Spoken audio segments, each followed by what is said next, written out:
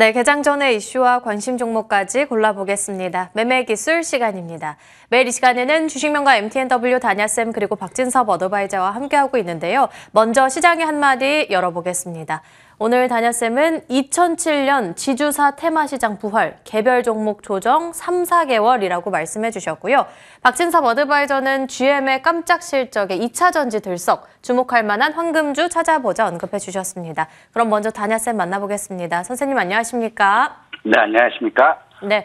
3월에 금리 인하는 없다라고 파월이 선을 긋게 되면서 간밤 미증시 하락 마감됐고요. 또 역대급 1월에 하락을 나타냈던 우리 시장인데 2월은 좀 반등할 수 있을까요? 일단 반등하길 기다려야죠. 지금 시장이 안 좋으니까 제가 인상 쓴다고 하시는 분들인데 저 인상 안 쓰거든요. 피곤해서 그런 거예요. 지금 이제 최근 시장을 보면 2006년 말 2007년 자, 그때 시장과 굉장히 좀 유사한 흐름을 보여주고 있어요. 정부에서 지주사 전환에 대해서 정책적으로 나오면서 2006년 말 2007년 지주사들 열풍을 보였었거든요.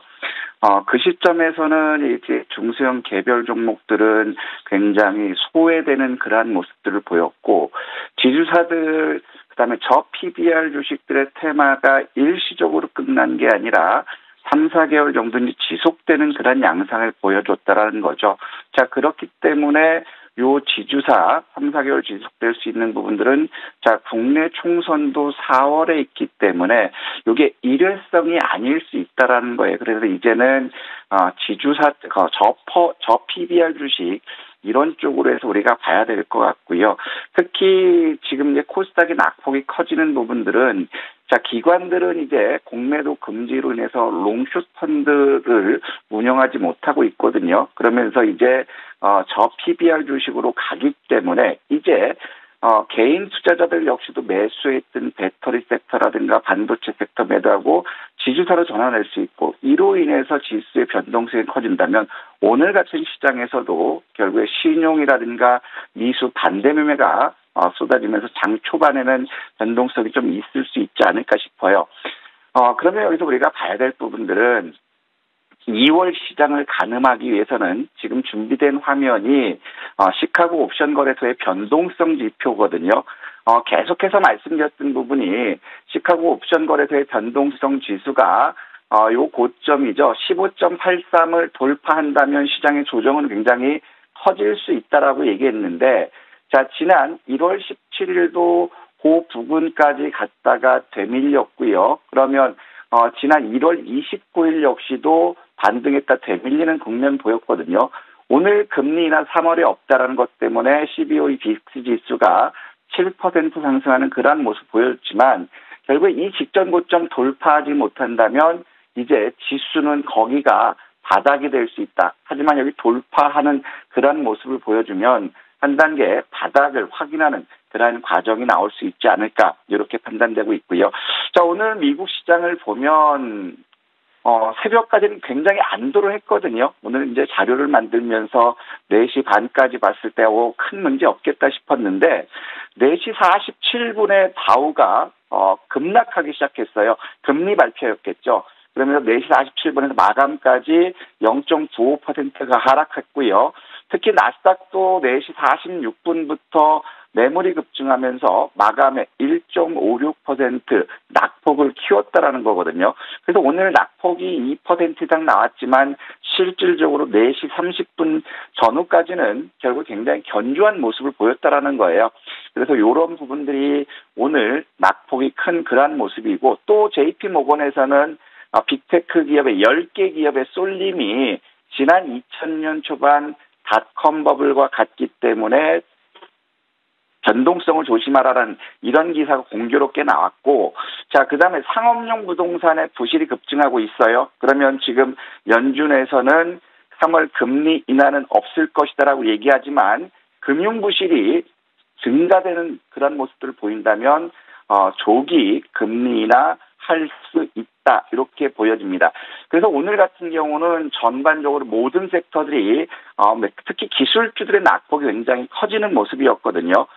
그럼에도 불구하고 통신과 제약바이오, 헬스케어 속들은 나름대로 견조한 모습을 보여줬고 결국에 IT 섹터들, 그다음에 전자결제들 이런 쪽들이 낙폭이 크게 나왔고요. ETF 시장에서도 의료기기와 헬스케어, 금 섹터들이 나름대로 선방한 모습이고 가상화폐라든가 인공지능, 배터리, 그다음에 보안 섹터들이 낙폭이 크게 나오는 그러한 모습 보여줬습니다. 자, 일본은 작년에 자사주 매입 9조 6천조 엔.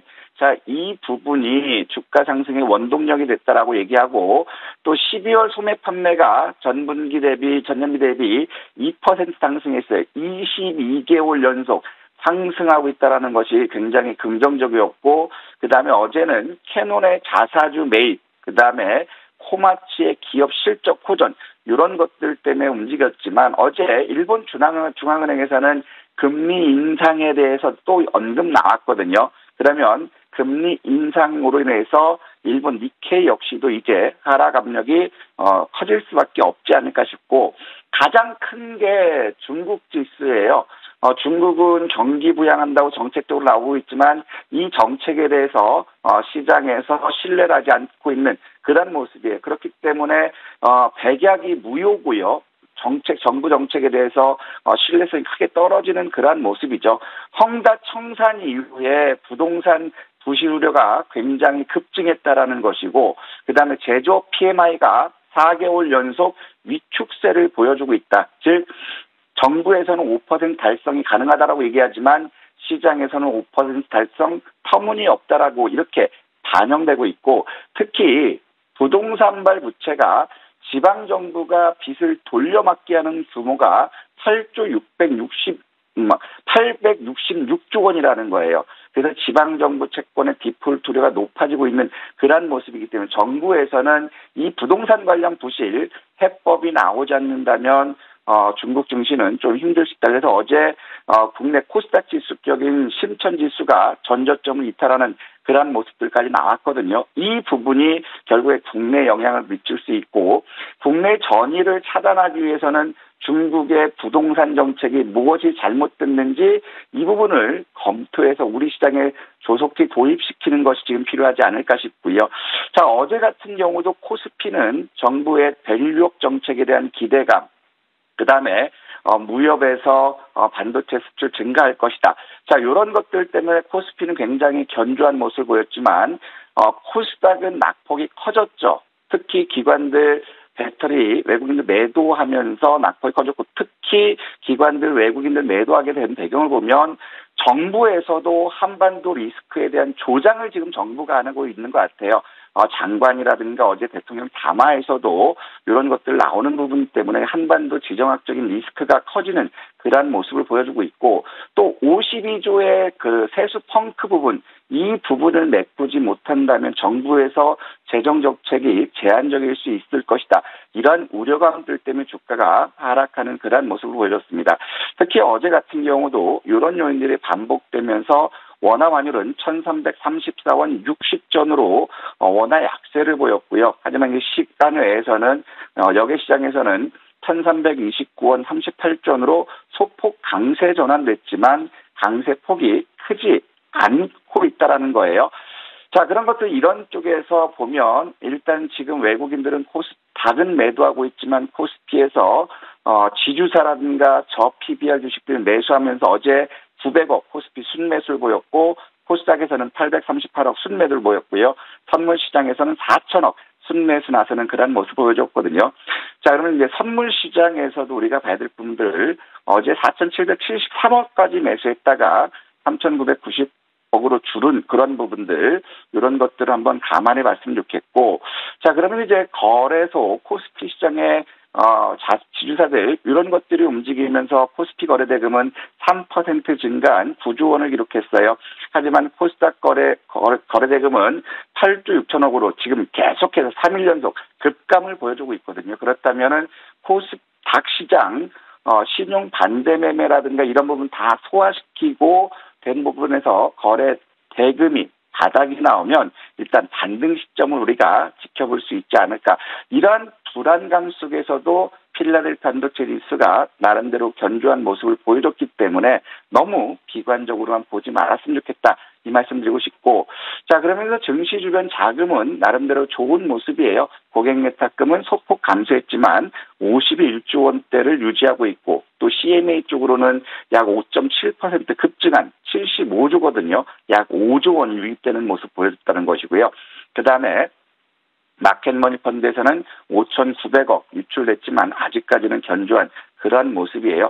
그래서 오늘 시장은 미국 시장의 요인, 물론 이제 미리 선반영될 수도 있지만 반대 매매로 인해서 시초가가 저가, 좀 개파락해서 출발해서 시초가가 저가를 본다면 오늘 충분히 반전을 기대할 수 있는 그러한 부분이고, 시초가를 이탈한다면 결국에는 추세 전환까지는 우리가 기다려봐야 되지 않을까 싶은데, 그래서 오늘 같은 경우에서 우리가 본다면 저퍼주, 하나를 본다면 저퍼주들을 우리가 집중해서 봤으면 좋겠고, 둘을 본다면 통신, 이런 쪽, 그 다음에 로봇주들이 최근 많이 빠졌는데 기사가 나왔거든요. 그래서 로봇, 이 세 개 섹터를 한번 봤으면 좋겠습니다.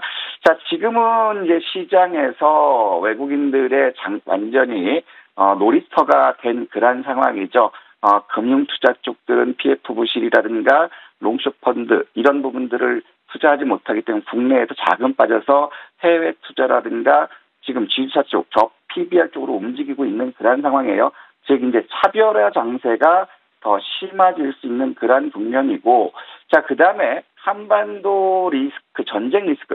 자, 이 부분을 어떤 정략적으로 활용하진 않았으면 좋겠어요. 이런 위험이 있다면 이 부분을 해결할 수 있는 정치적인 해법들을 찾는 것이 난데, 불구경하듯이 전쟁이 발발할 수 있다. 이렇게 한다는 것은 결국에 주식시장에는 좀 부담스럽게 작용할 수 있는 그런 부분이고, 그리고 이제 기업들 실적이 둔화되면 결국 이제 부실채권 급증 부분도 있거든요. 그래서 2월, 3월부터는 감사 의견 거절이라든가 이런 부분들을 잘 피해가서 종목 투자하는 쪽이 낫겠고, 그래서 지금은 오늘 상황에서는 당분간 신용융자라든가 미수, 반대 매매가 쏟아지는 그런 양상이 나오면 시장의 변동성은 있을 수 있지만 그 시점이 일단 바닥권을 찾아가는 과정일 수 있다. 이렇게 봤으면 좋겠어요. 그래서 어제처럼 굉장히 가늠하기 어려우신 분들이라면 한 발 떨어지는 반망하는 것도 좋고, 적극적이신 분이라면 이슈 섹터를 이렇게 보는 게 좋은데, 여기서 우리가 간과하지 말아야 될 것 뭐냐면, 이렇게 지수가 빠졌을 때는 실적 호전주들을 싸게 살 수 있는 그런 시점이라는 거예요. 그래서 두려워하지 마시고 2024년 실적 개선, 어닝 서프라이즈 예상 기업들은 차근차근 매수 기회로 봤으면 좋겠습니다. 따라서 오늘 우리가 주식시장에서 행사를 본다면 우크라이나 지원한 그 유럽연합 특별 정상회의가 있어요. 그럼 재건주들 움직일지 봤으면 좋겠고, 애플, 아마존 실적 발표 있는데 이것은 반영됐고요. 그 다음에 유니버셜 로봇 6월 30 국내 론칭 간담회가 있기 때문에 로봇 관련주들 움직일지 보고, 그 다음에 인공지능 서울 컨퍼런스하고 삼성, SDS에서 AI 관련 브리티 출시를 하거든요. 그러면 AI 관련이 낙폭 과대였기 때문에 한번 반등 나올지 봤으면 좋겠습니다. 네, 그렇다면 오늘은 종목으로 수주 소식이 있는 HD현대와 HD현대일렉트릭 볼까요? 자, HD현대 같은 경우는 이제 우리 목표 주가 달성하는 그런 모습, 초과 달성하는 모습이에요. 이거 역시도 지주사격 수혜를 볼 수 있다라는 거예요.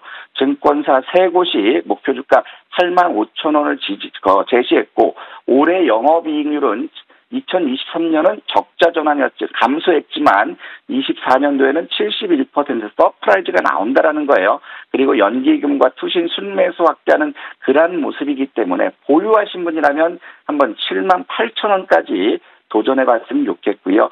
그다음에 HD현대일렉도 마찬가지예요.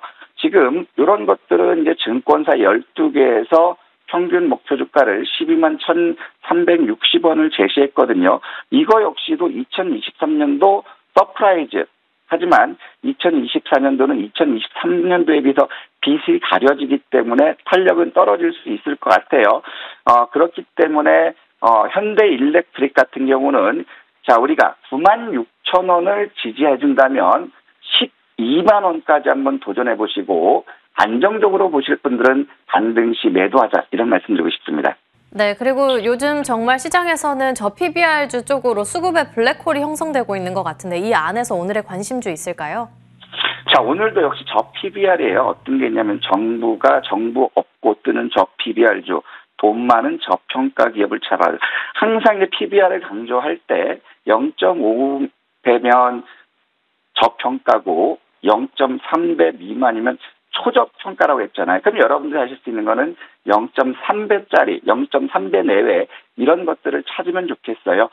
간단히 찾아서 보면 한국가스공사 같은 경우도 PBR이 0.3배 수준이고 현대 GF홀딩스도 0.3배 수준이거든요. 자, 그러면 올해 2024년도 업황, 서프라이즈가 기대되는 현대 GF홀딩스를 한번 봤으면 좋겠어요. 4,050원부터 시초가까지 우리가 매수하시고 시간의 단일가에서 4,160원이거든요. 그래서 미국 시장 급락 요인으로 본다면 한 4,160원 미만에서 시초가 형성된다면 그 시점부터 한번 매수해보고 손절은 3,900원을 잡겠습니다. 그리고 목표가는 애교로 직전 고점 4,950원 1차 여기 보시고 여기를 돌파한다면 자 우리는 7,000원까지 한번 노려보도록 하겠습니다. 네, 그리고 또 2월을 맞이해서 무료 공개 방송까지 준비해 주셨죠.